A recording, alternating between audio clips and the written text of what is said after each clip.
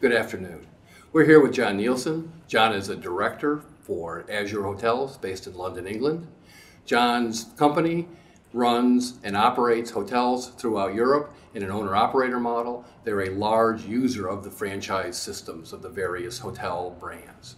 So John, from your perspective, can you speak to us about the future of franchising, both the pros and the cons, but from your perspective specifically as a hotel owner-operator based in Greater Europe?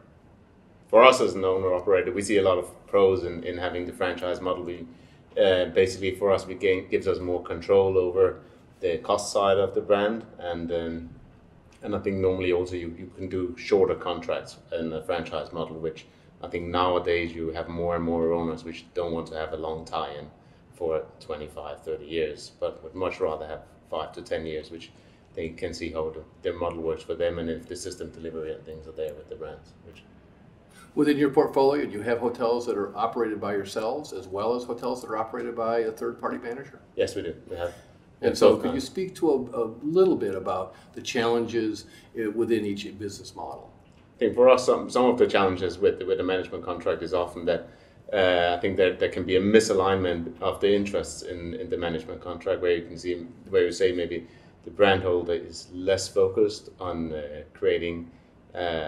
looking at the bottom line. Versus if it's a franchise model where you control it yourself. And so there's a number of hotels that you operate as franchise yourselves. Are there challenges within that business model as well?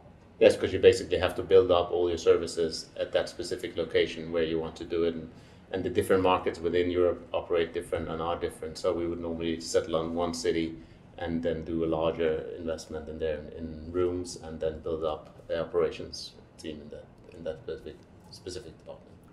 From your perspective as a franchisee, is franchising growing or is it getting smaller in Europe? And what are the reasons that it might be growing or shrinking?